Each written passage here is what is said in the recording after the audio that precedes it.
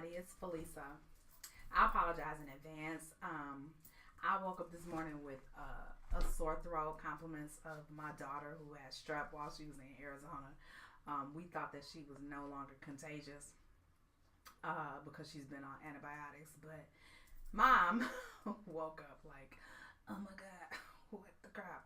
Anyway, so I've been trying to upload this particular vlog on this particular subject for a minute.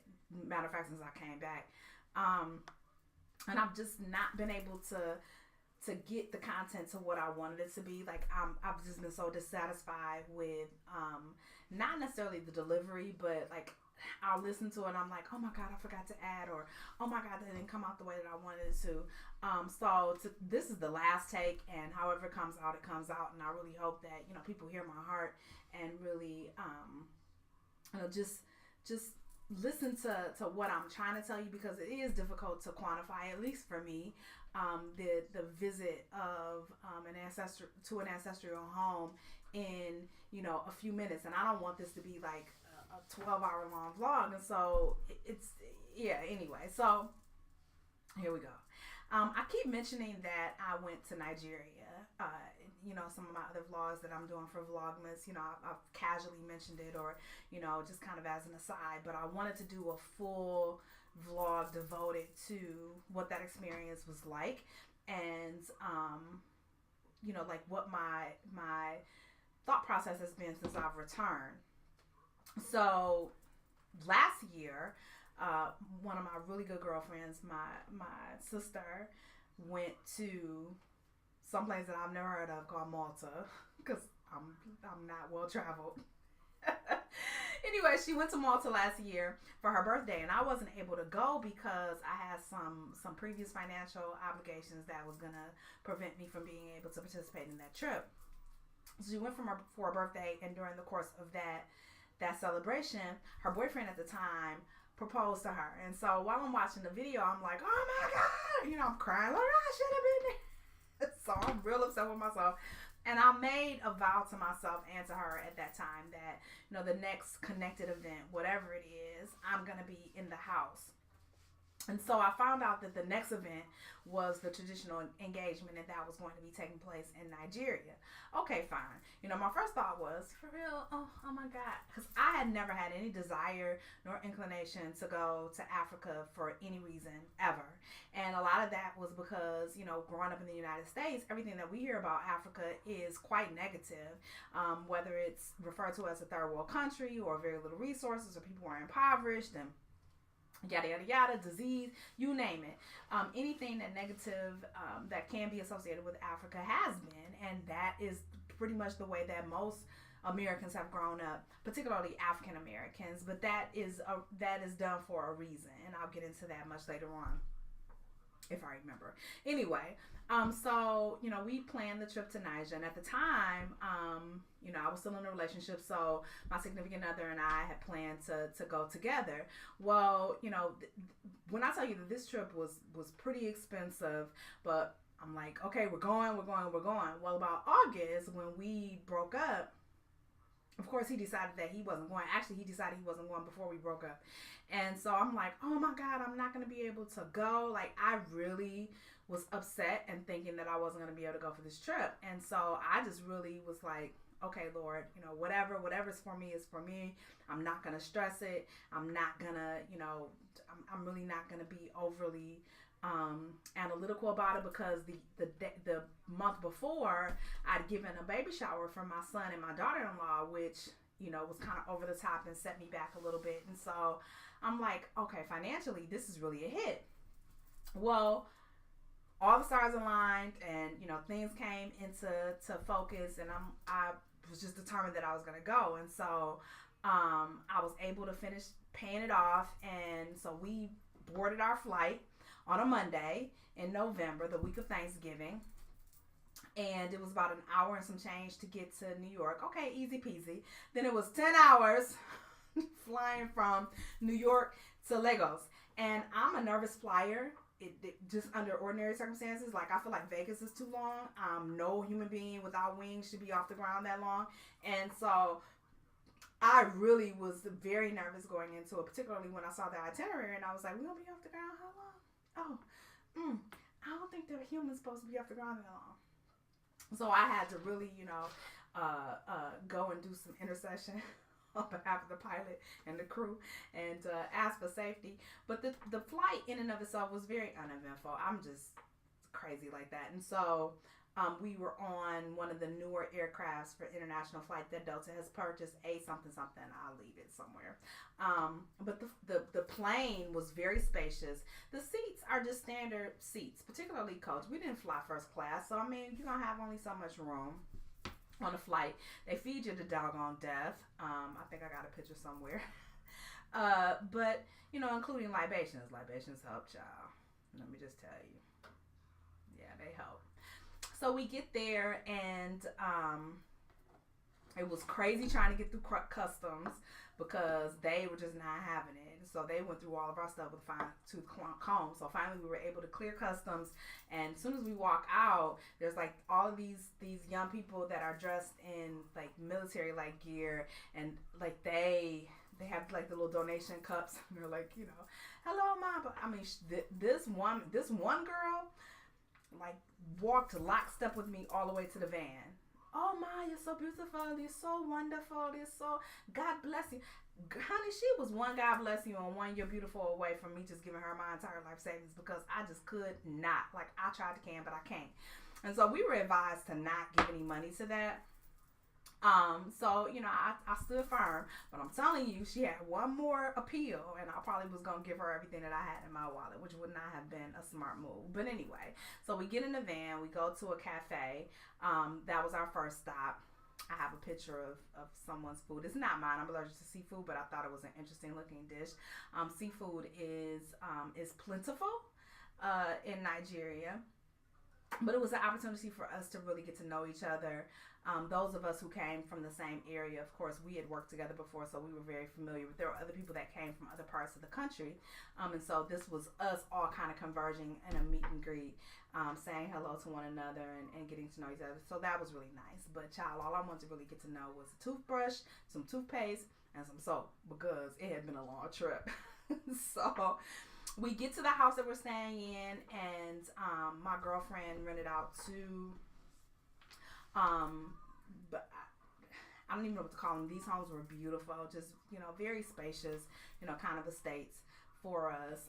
We were treated very well. She went above and beyond to make sure that she could ensure our safety, up to and including hiring escorts for us and police for us. And so it felt very, very safe and very protected, which, I didn't feel unsafe when I went, but I appreciate the extra effort to ensure that we all had, a high degree of feeling safe while we're in this foreign country.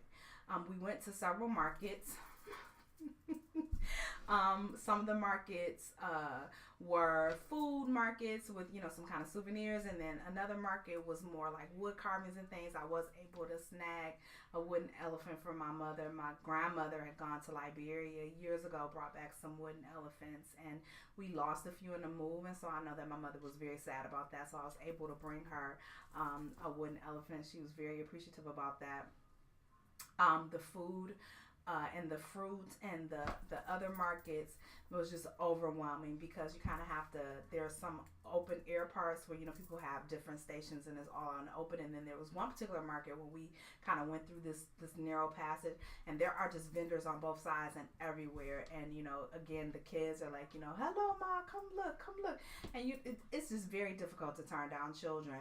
And then one of our escorts that we were with, mentioned that, the children should really be in school, because this was in the middle of the day, but it was Thanksgiving. And my American behind was like, but it's Thanksgiving. Should be out of school. She was like, girl, we don't have that up here. I'm like, oh, okay. So that was like one of my first clues of entitlement, and just, how the educational system is structured differently in each country. And apparently the children were out of school because they couldn't afford to go, in all likelihood. This was kind of like a guess. But, again, the privileges and the blessings that we're afforded. There's no such thing as not being able to afford primary school in this country. You know, you get to college and that's a different kind of thing. Thank you, student loans and Betsy DeVos.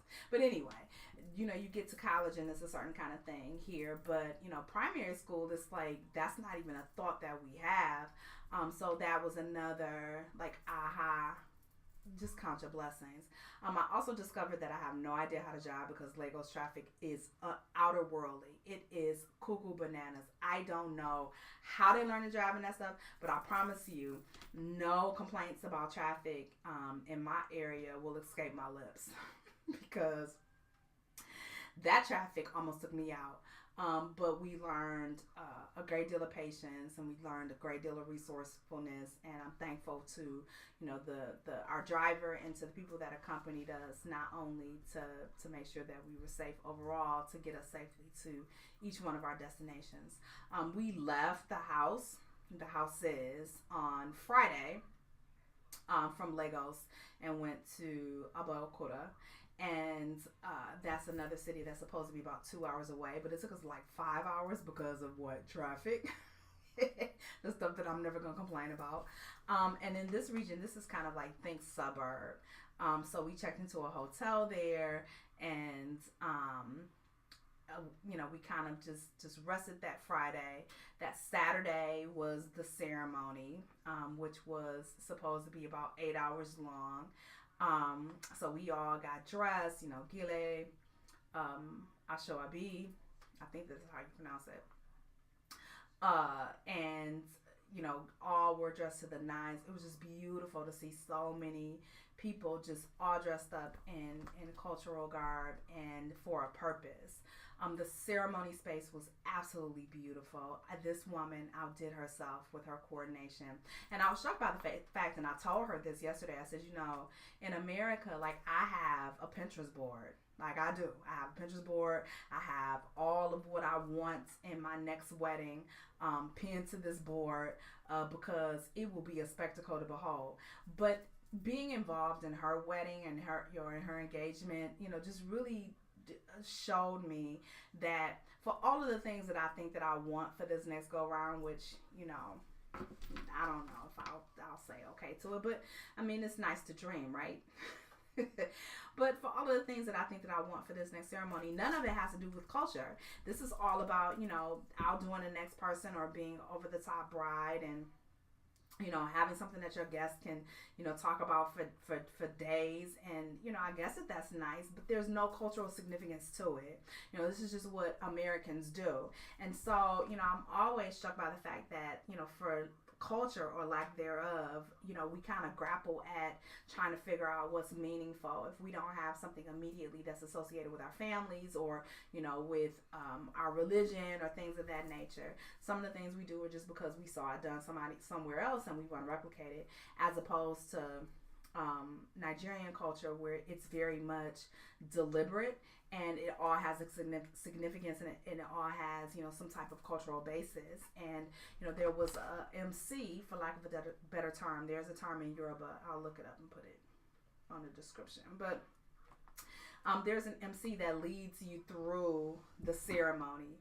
And, you know, fortunately, even though a great portion of what she said was in Yoruba, we could see, and so therefore we could kind of understand and glean what was actually happening, because the bride family come in, the groom's family comes in, you know, they kind of have an exchange, the groom's family goes and sits, and then the groomsmen come out with the groom, and then, you know, they basically are begging for this woman. So it's all about begging for the bride child, because the bride is surprised, which, you know, I enjoy.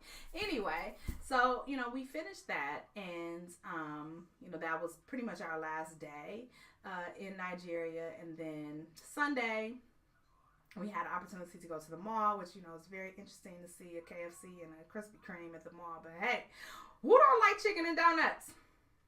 I do. So it was just, I mean, overall, you know, for me, it was just being able to put my foot on the soil that my ancestors walked on, you know, to be able to look at my ancestral home. And I really do believe that it should be treated as some type of Mecca, a form of Mecca. Every black person in the United States or beyond, if you've never been to Africa, you need to put your foot on that soil. You need to open up your eyes in the land of your forefathers. You need to understand the seat of civilization. I think that it does so much opening and awakening of who you are in terms of identity and culture and things like that. And it's so important. I love the experience. I brought home a stack of money